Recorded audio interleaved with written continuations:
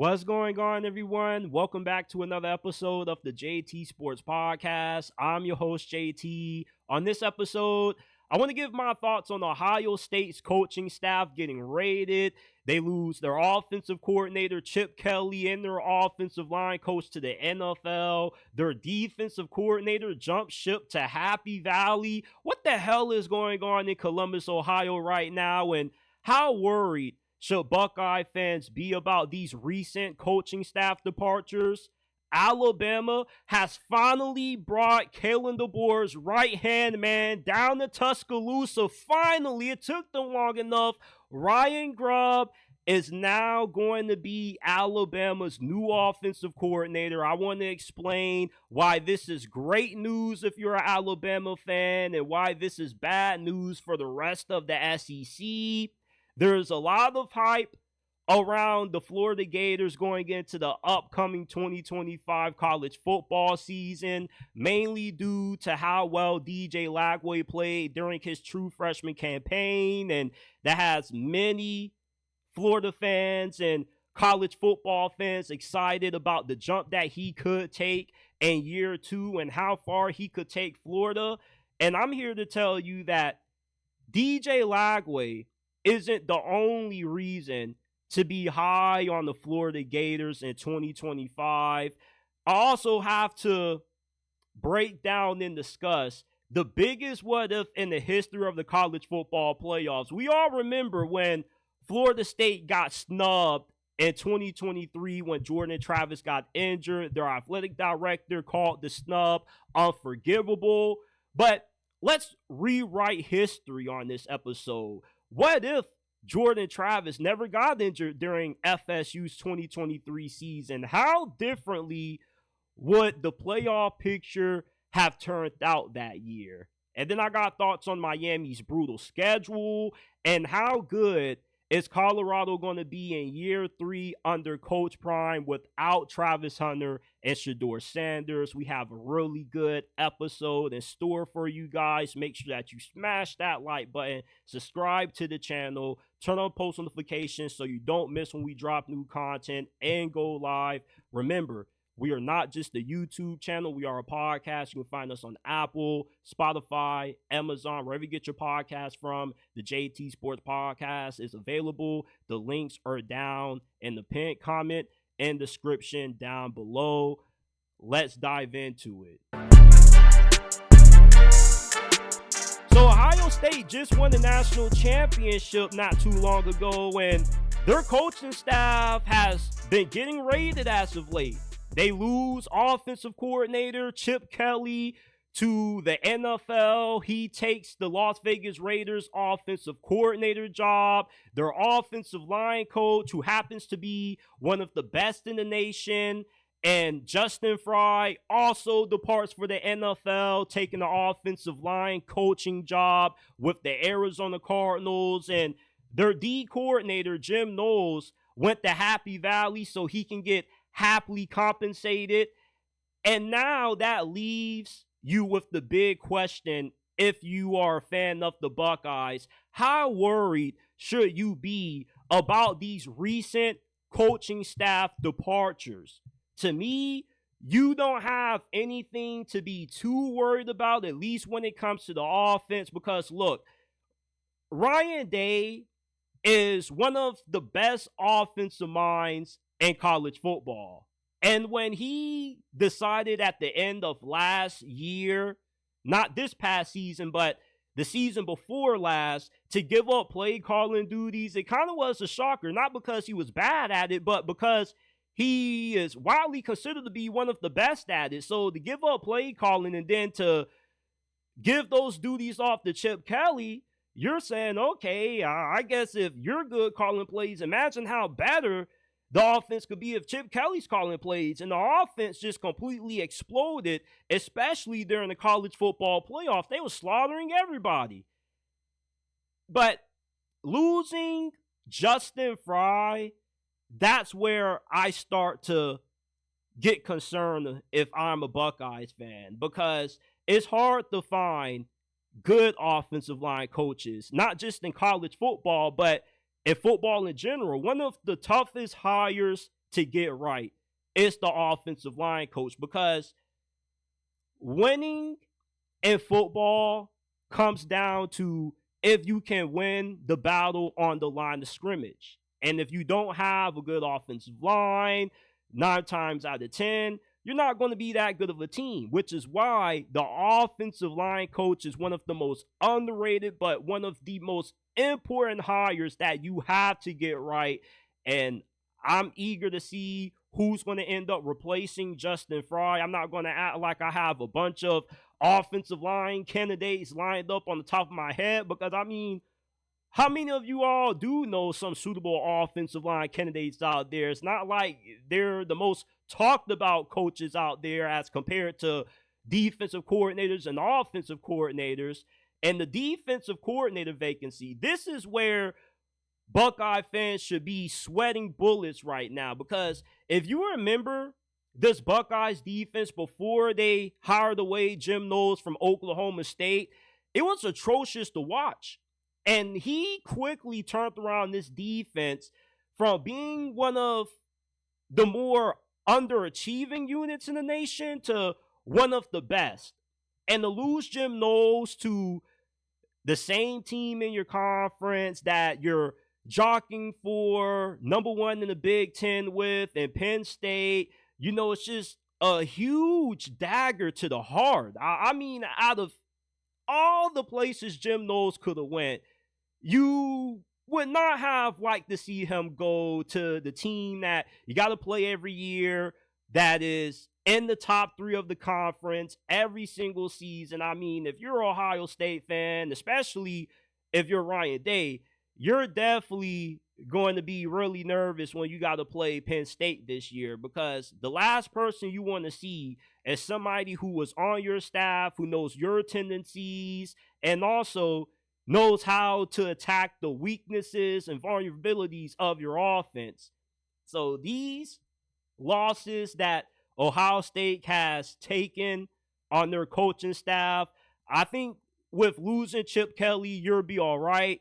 But with the offensive line coach leaving and Justin Frye and you losing Jim Knowles, I'm really concerned about how you're going to fill those vacancies on your staff, because those are 2 tough hires to nail. Unless you're going to go out and you're going to get that defensive coordinator that everybody keeps talking about, who used to be the former head coach of Wisconsin. I think that could be a really good move. I'm trying to think of his name, but it's eluding me right now. Jim Leonhard is his name. So this might be the best destination for Jim Leonhard. We always hear the Jim Leonhard defensive coordinator rumors every single offseason, and nothing happens. But this go around, though, you know, I believe that Ohio State definitely has the bag to pay Jim Leonhard what he would be looking for in compensation.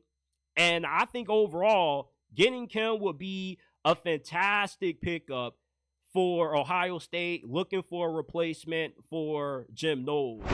It's about damn time, ain't it? Alabama is finally hiring Kalen DeBoer's right-hand man to join him in the party down in Tuscaloosa. The Alabama Crimson Tide are hiring Ryan Grubb to be their new offensive coordinator.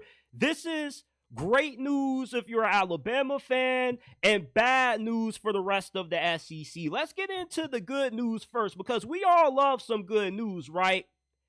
Kalen DeBoer and Ryan Grubb are reuniting. They have coached together for 16 seasons at various different stops, from coaching NAIA ball, winning national championships at that level at Sioux Falls, to coaching at Fresno State, Washington State, putting up prolific offenses. Kalen DeBoer and Ryan Grubb, they're like peanut butter and jelly. They're like Batman and Robin. They just don't feel right without one another around. And last year, you could tell that they both looked lost without each other. Alabama's offense, it wasn't terrible, but it definitely wasn't as good as what Washington's offense was when Kalen DeBoer was there and he was coaching up Michael Penix. The offensive line didn't play that good. The quarterback play was really inconsistent and shaky. And for Ryan Grubb, he was supposed to be the guy calling the plays for the Crimson Tide last year, but instead he opted to take a different route, take the Seattle Seahawks offensive coordinator gig, and I didn't feel like he did a bad job. I thought he was pretty solid. I was shocked that they fired him after one season. The biggest downfall with Ryan Grubb being the play caller of the Seahawks is that the offense wasn't good running the football at all. I don't necessarily think it was all because of him, but Kenneth Walker, their RB1, was injured for a good length of the season. The offensive line wasn't good. The offensive line hasn't been good in Seattle for damn near a decade. So for Ryan Grubb, getting fired by the Seattle Seahawks was a blessing in disguise for you, because now you get to reunite with your buddy and Kalen DeBoer, and you can come now to Tuscaloosa and start dominating the SEC. Like, if you are a SEC fan and you root for any other team but Alabama, you should be very worried when you see the Tide on the schedule this year, because Alabama's offense is going to erupt this season with Ryan Grubb taking over as the offensive coordinator. Remember, when him and Kalen DeBoer last were reunited in Washington in 2023, they averaged 36 points per game. They led the nation in passing yards per game with Michael Penix, who was a Heisman finalist that season. They also had one of the nation's best red zone offenses. Their offensive line was awarded the Joe Moore Award, which goes to the best offensive line in college football for that season. Could you imagine what Ryan Grubb is going to do with an elite wide receiver trio of Ryan Williams, Jeremy Bernard, and Miami transfer Isaiah Horton? I mean, this wide receiver trio is absolutely nasty. This is the best wide receiver room in the SEC this year. The offensive line is going to improve with the hiring of Ryan Grubb. Everywhere Ryan Grubb has followed Kalen DeBoer, the offensive line play has always been outstanding. And one of the biggest issues with Alabama last year was the inconsistent offensive line play. You get your starting center back, Caden Proctor returns as well, and if you can find two more quality starters, Alabama's offensive line is no longer going to be the Achilles heel, with a revamped starting lineup at that spot and also a new play caller that's going to be able to get the most out of that position. And listen, at this point, you might as well go ahead and play the SEC championship game right now today, because it's going to be Alabama versus Texas. We're going to get Arch Manning versus Kalen DeBoer. Who do you guys have coming out on top? Because, look, a lot is going to be made about the quarterback situation. Who's going to start? Is it going to be Ty Simpson, Austin Mack, or the true freshman phenom Keelan Russell? I don't really think it matters. Ryan Grubb can cook with any of these guys. They recruited Austin Mack, him and DeBoer, to Washington. He followed them down to Tuscaloosa, or followed DeBoer when he took the Alabama job. Ty Simpson, he's been waiting for his shot, and he was highly touted coming out of high school. And Keelan Russell is like this uber athletic dual threat quarterback. He can kill you with his arm. He has an absolute laser. And he also has incredible athleticism. This dude is really impressive when he decides to tuck and run. I mean, there's just so many weapons that, the only problem that Ryan Grubb is going to have to worry about calling plays for Alabama this year is who he's going to be getting the ball to, because there's just so much talent on this team that there's too many mouths to feed. No, not everybody's going to be happy. I mean, when you got Jeremy Bernard, Ryan Williams, and Isaiah Horton as your three starting receivers, I mean, how can you keep all three of these guys satisfied? They all want to make plays. They're all great receivers. I mean, for the rest of the SEC right now, y'all better Y'all better be worried about Alabama. A lot of y'all been quick to write Alabama off. Oh, Nick Saban's gone. Alabama dynasty is over. Ah, Kalen DeBoer got exposed last year. Kalen DeBoer did not get exposed last year. Y'all do know that all but one of Alabama's losses last year during the regular season came against non-ranked teams. Like, the only loss that Alabama had last year to a ranked team was Tennessee. That's it. The problem isn't that Alabama can't compete with the best of the best. The issue is that Alabama can't show up against some of the worst on their schedule. So that's what Kalen DeBoer has to fix. Kalen DeBoer has already proved the naysayers wrong. They said that he wouldn't be able to recruit the South. Alabama has one of the best recruiting classes from this past cycle. You know, he's dominating the transfer portal as well. And in his last year being a head coach at both Washington and Alabama, he has wins over some of the best coaches in the sport. He has beaten Dan Lanning twice. He has beaten Steve Sarkisian. He's beaten Brian Kelly. He's beaten Kirby Smart. He's beaten some of the elite coaches in the sport. So Kalen DeBoer isn't going anywhere. This man wins everywhere he goes, and Ryan Grubb has been a big part of it. And it looks like Alabama fans are about to be grubbing down in Tuscaloosa once the season kicks back off, because this offense is going to be miles better than what it was last year. I mean, last year, I didn't even recognize Kalen DeBoer's offense. Things are going to be so different now with Ryan Grubb at the helm calling plays, reunited with his partner in crime. If you haven't already, smash that like button, subscribe to the channel, turn on post notifications so you don't miss when we drop new content. Remember, you can find us on Apple, Spotify, Amazon, wherever you get your podcast from. The JT Sports Podcast is available. The links are in the description, in the pinned comment section down below.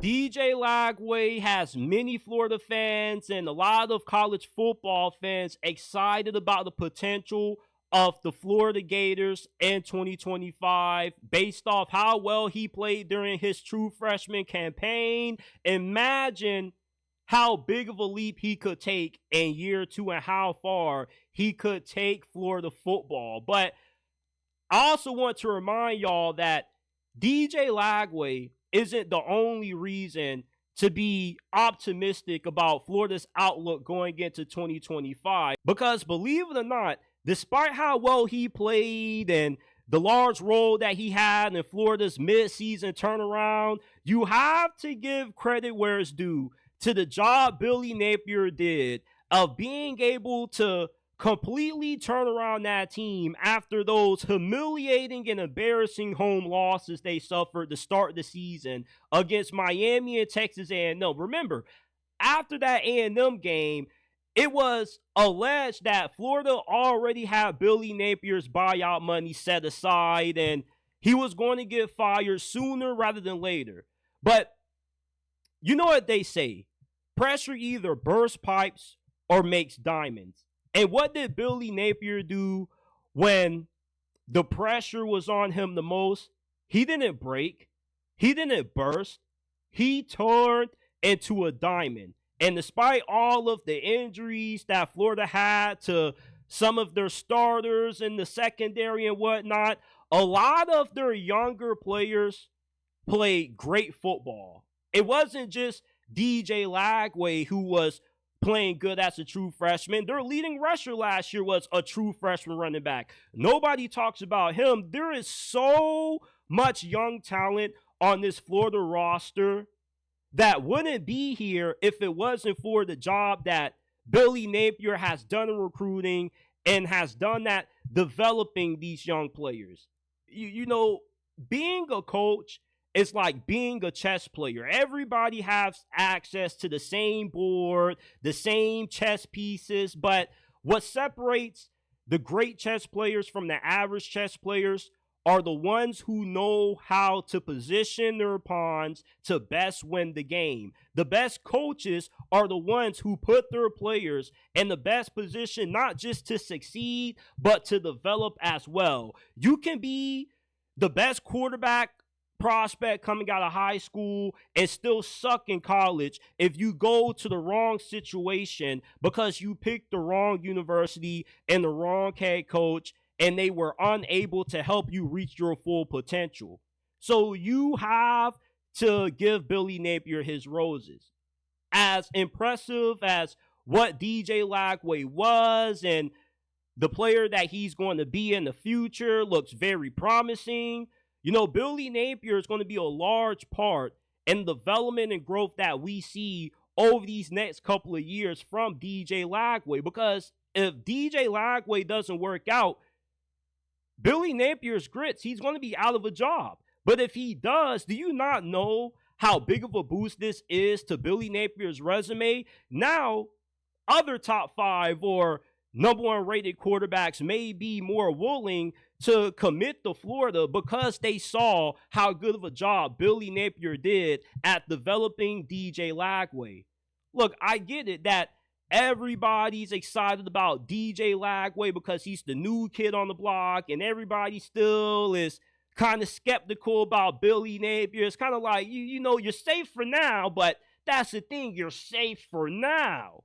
But with Billy Napier, I truly believe that he has turned the corner because you don't do a 180 like that with how bad of a start your season got out to without making changes that paid off. I mean, there was a time where every time I watched a Florida Gators game, there were blown coverages galore, like guys just running butt ass open every single play it felt like. But after that A&M game, I don't know what Billy Napier told his defensive staff, but he made a few changes and they paid off dividends because that defense looked way better, even with all of the injuries that they had on that side of the football and having to play some younger guys like Kermani McClain. That's another person. Everybody's talking about DJ Lagway. What about Kermani McClain? The dude who wasn't good enough to play at Colorado for Deion Sanders? Kermani McClain balled out. He caught an interception against Kentucky, took it back for 6, and I believe he just recently got a full-fledged scholarship. You know, Billy Napier is getting a tough rap. It's crazy because around this same time last year, I was just slandering Billy Napier. Now I'm defending him. Like, the recruiting's gone up. The product on the field has improved, and now people are optimistic about you. Yeah, it's because of DJ Lagway mostly, but come on now. Let's not try to slight Billy Napier. Let's give Billy Napier his roses. Like, Florida is in the position they're in right now with somewhat high expectations for the first time in a while because of what Billy Napier has built, the infrastructure that he has laid down. You know, now he has to back it up in his 4th season, and we need to see more growth or at least win 7-8 games like last year. But for Billy Napier, what I saw out of him in 2024 built enough goodwill with me that I'm not just high and getting on the Florida hype train because of DJ Lagway. I'm getting on the Florida hype train because of DJ Lagway, Billy Napier, and some of the outstanding young pieces that he has put on that Florida team. Like, we got to stop trying to discredit Billy Napier just because we've given him a lot of shit over these last couple of years for having some bad losses and underachieving. But, you know, the team played good last year, and it wasn't all because of DJ Lagway. We make it seem like DJ Lagway was throwing for like 5-6 touchdowns every game. He wasn't you know, the perfect quarterback out there. He did have some mistakes that Florida had to overcome. The defense improved. You know, you can't talk enough about how much that defense improved over the course of last year. I mean, it's a night and day difference when you watch Florida's defense play at the end of the regular season in 2024 versus how they looked to open the regular season against Miami and Texas A&M. So, listen, if you're buying stock in Florida for 2025, don't just buy it because of Lagway, but buy it because you believe in Billy Napier too. Because Billy Napier, whether you want to admit it or not, he's done enough to earn a little bit of your faith. And I believe that he's going to continue to build up Florida, and eventually they will be not only a contender for the college football playoffs and the SEC title, but a national championship contender. It's taken a little bit longer than what people would have liked, but some progress is better than no progress at all, as they like to say. And, I like the progress that Billy Napier has made at Florida. I don't just view this as DJ Lagway's team necessarily. I still feel like Billy Napier is going to play a large part in how far this team can go. Even if you do get Heisman caliber quarterback play, you can easily waste it if the clock management is bad, you have bad late game decision making. We got to give Billy Napier his props and stop trying to demean the dude. Florida went to a bowl game. They won it. They had a good season. Let's have a little bit more faith in Billy Napier, shall we? We got to have a very serious discussion about the biggest what if in the history of the college football playoffs. And that is, what if Jordan Travis never got injured during Florida State's 2023 season? Because remember, the sole reason why the committee snubbed them for Alabama was because they weren't the same dominant team without Jordan Travis as they were when they had him fully healthy. So let's rewrite history a little bit. Jordan Travis never gets injured against that random FCS school. FSU, they blow through the regular season, but more convincingly than what they did without Jordan Travis, because at this point, Jordan Travis was one of the best quarterbacks in college football. He was going to be one of the 3 Heisman finalists, and he had Florida State playing at a level that program wasn't playing at since Jameis Winston was at quarterback.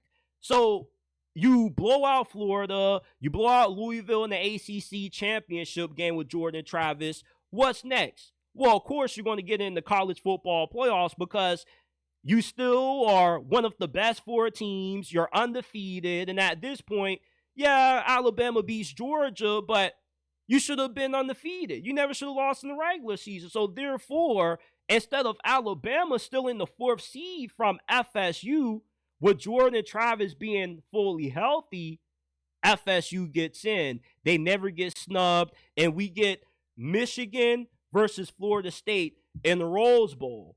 Now, with Florida State in the playoffs, here's the reality about Jordan Travis' injury that nobody wants to admit. If Jordan Travis never gets injured during Florida State's 2023 season, they have a very high chance of winning the national championship. And here's why I say that. That 2023 Florida State team had the 3rd most players drafted. They were tied with Alabama and Washington with 10 players who got drafted in the 2024 NFL draft. The teams that they were behind were Texas at 11 and Michigan at 13. But out of the 10 players that FSU had drafted, 5 of those guys were starters during their rookie seasons. You had Jared Verse, Brandon Fisk, cornerback Renardo Green, receiver Keon Coleman, and corner Jarian Jones, who all started as rookies, and they had really good first seasons, especially Jared Verse. And with how good Jared Verse has looked in the NFL this early into his career, same thing with Brandon Fisk, these 2 guys easily would have been the 2 best players in the CFP, in my opinion, if Florida State gets in. Because with how dominant Jared Verse is, just bullying offensive tackles with his quick first step and elite explosiveness, and Brandon Fisk being a really tough interior defensive lineman, that would have given Michigan's offensive line a lot to handle, because remember, they had the best offensive line in college football at this point last year. Yeah, they gave the Joe Moore Award to Washington, but really it should have been given to Michigan.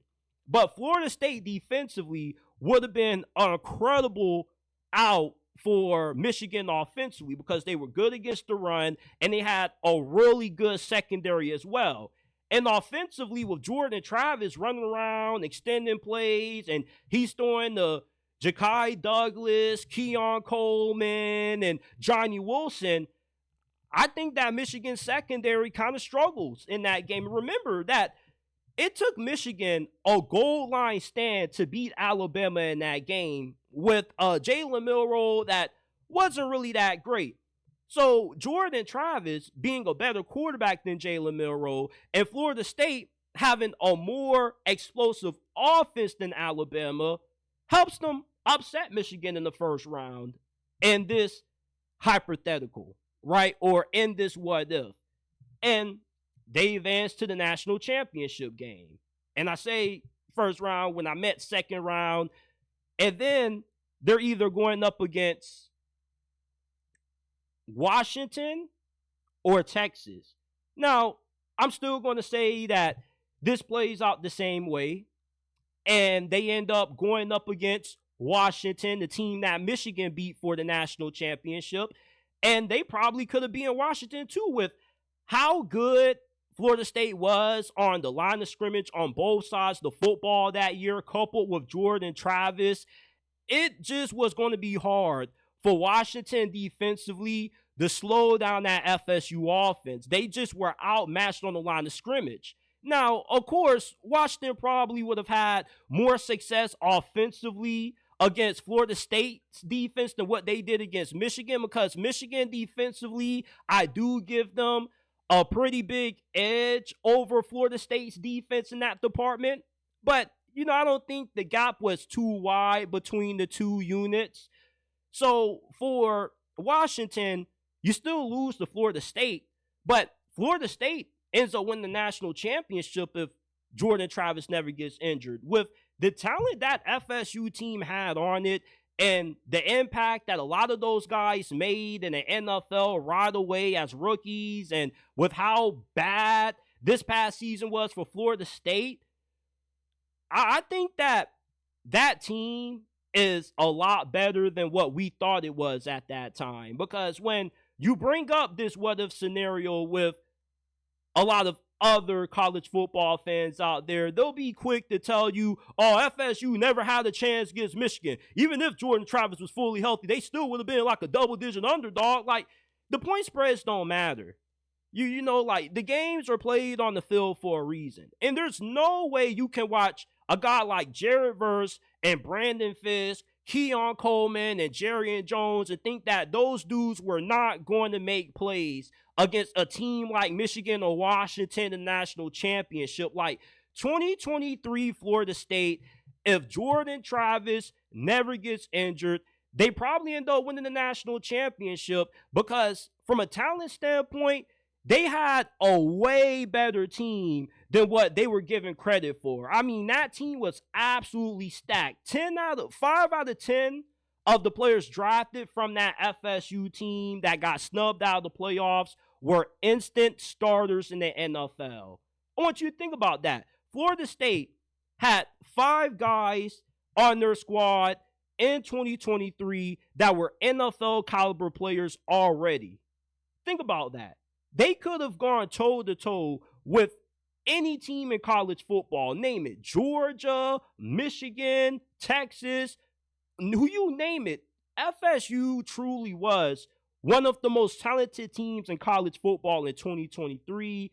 And Jordan Travis' injury robbed us of seeing what could have been maybe another potential national title one for the Seminoles. It's playoffs or bust for Mario Cristobal and the Miami Hurricanes this year. This is one of the best teams that Miami has assembled in a very long time. And I know it seems like we say that every single year as Hurricanes fans, but with the portal class that Mario's bringing in, it should fix the biggest weaknesses from last year's team. which was the back end of that defense. They have brought in 4 of the top 20 rated cornerbacks out of the transfer portal, a new defensive coordinator that's really good from Minnesota. The offense should still be as good as what it was last year. It may drop off slightly because there is a drop-off going from Cam Ward to Carson Beck, but Carson Beck has shown that he's a capable quarterback if you give him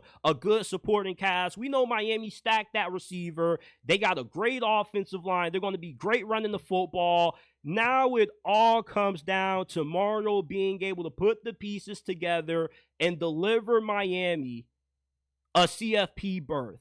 And if that doesn't happen, he deserves to get fired. And they have a brutal path to get there because this schedule is really tough compared to last season where you didn't have too many quality teams. This year, though, week 1 out the gate, you're thrown into the fire with Notre Dame and Marcus Freeman, who were just in the national championship. And 2025 Notre Dame is going to be even better than what 2024 Notre Dame was. So this game is going to show us a lot early, not just about this team, but Mario Cristobal's future. Because if he loses to Marcus Freeman, then the pressure intensifies going into that Florida game. Because you get tune-up games against Bethune-Cookman and USF. And then if you lose to Florida after already losing to Notre Dame, I think the season's already over because you, at that point, lost 2 games that were huge in terms of building confidence for the rest of the season.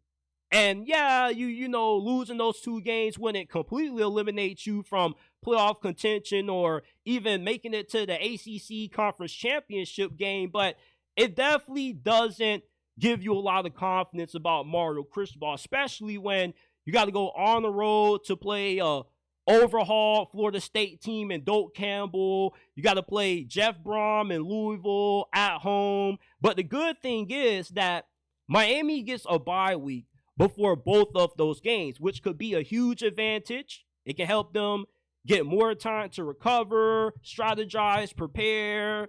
So I don't know how they were able to get such a lucky break like this when they just get bye weeks before 2 big games like this. But these are huge matchups because remember, these are the first 2 games of ACC play for Miami. And you get bye weeks before both of them. So you could start conference play easily 2-0.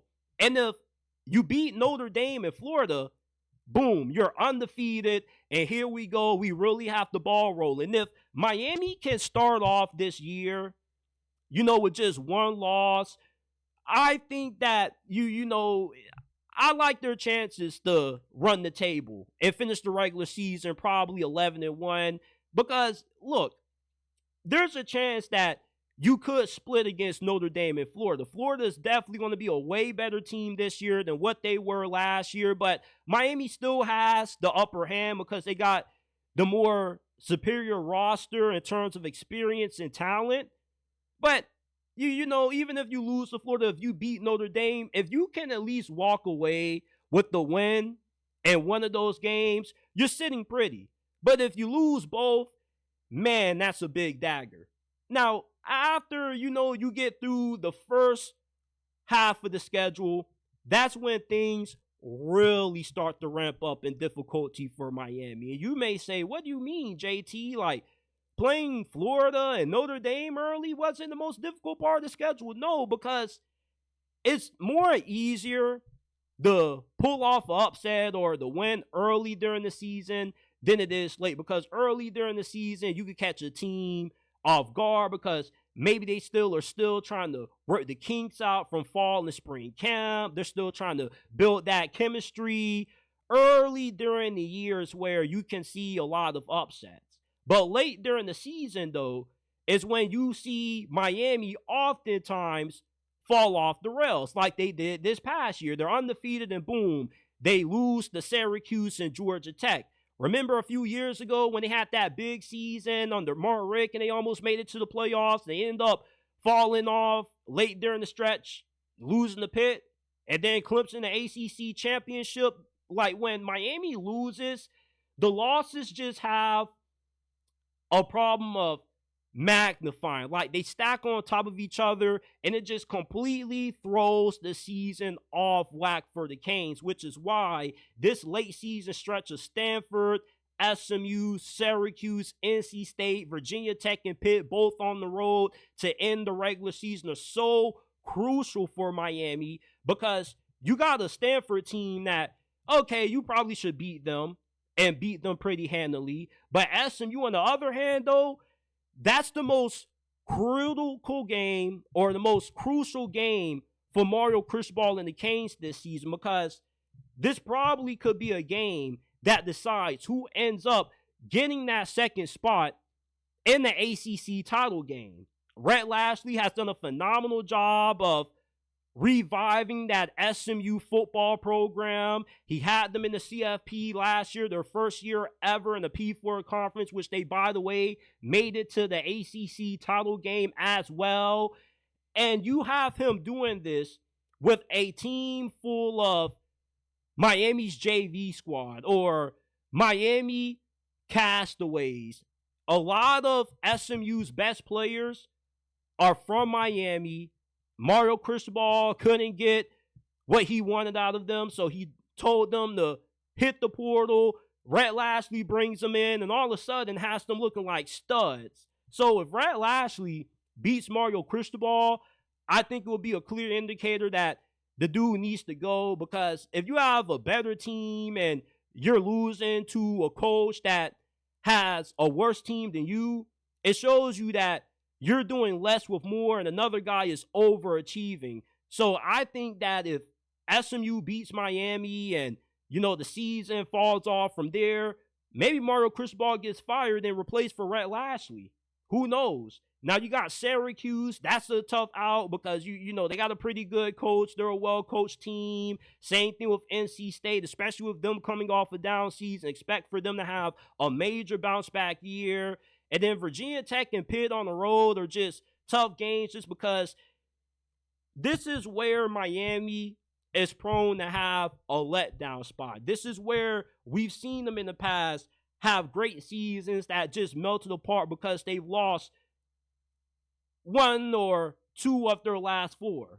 And this isn't the first time that we could see Pitt derail a promising season from Miami.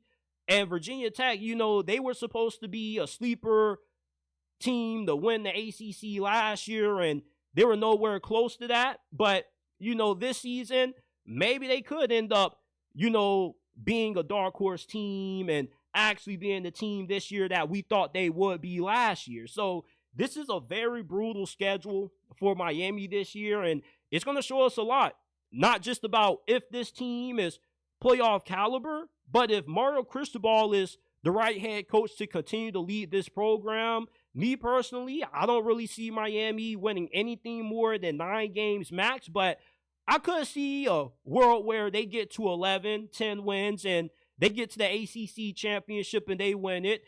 Some of y'all want to call me a Miami hater, even though I'm a fan of this team, but it's like, being a fan has kind of made it hard to come on here and continue to always be blindly optimistic when it seems like the same cycle continues to happen with this program repeatedly. And it's just, at this point, if there ever was a year for Miami to make a run, it has to be this season, man. This is a stacked team. Like, there's no holes on this roster unless we find a new hole. But Miami has to get it done this year. They have to get it done. Deion Sanders is entering his 3rd season as the head coach of Colorado football, and this is his most important season as Colorado's head coach, because this is his first year without his sons being on the roster. No more Travis Hunter, who won the Heisman Trophy. No more Shedeur Sanders. These were 2 keystone players who were heavily responsible for Deion Sanders being able to rebuild this Colorado program so fast. Now they're gone. So how good will Colorado be without Travis Hunter and Shedeur Sanders? I think there's a high possibility that Colorado could be even better losing Travis Hunter and Shedeur Sanders. Here's why. First of all, you have a more complete team this year than what you had previously with Travis and Shedeur on the roster. You see, the last couple of seasons that Deion has spent in Boulder, it's been, let's just build around Travis Hunter and Shedeur. Now this season is, let's try to build the best team possible because we can. Because now this is year 3. We've brought in a couple of strong recruiting classes with a few good transfer portal cycles where we have a few guys left over who are still at the program who haven't transferred out yet. So maybe we can strike gold and develop them. You know, the Big 12 is wide open. The disparity in talent between the best team in the Big 12 versus the worst team in the Big 12 is not that wide. And at the quarterback position, you have either Kaden Salter, a highly touted transfer from Liberty, taking on Julian Lewis for the right to replace Shedeur Sanders as QB1. I would bet on Kaden Salter winning the job. I would have a hard time envisioning Deion Sanders and trusting a 17-year-old true freshman with the keys to his offense. Kaden Salter is a really good quarterback. You know, his accuracy can be a little bit shoddy at times, but in the right system, I think he could definitely be one of the biggest transfer portal pickups of this cycle, and he's going to have a good offensive line. He's going to have something that Shedeur never had, and that's being able to throw from more clean pockets, because you already got Cash Cleveland and Jordan Seaton, who were outstanding as true freshmen last year. Now you just need to find at least 1 or 2 more quality starters on your O-line, and you should have a good offensive line. You don't need to have 5 great starters on the O-line to have a good offensive line. You just need to have 3 quality guys and 2 okay guys, and boom, you're set to go, especially when you're playing in a conference like the Big 12 that isn't necessarily predicated on trench play. And when it comes to receiver and defensive back, Deion Sanders has a good eye for evaluating and assessing skill positions. You know, defensive back, he did a pretty good job of addressing that area in the portal last year.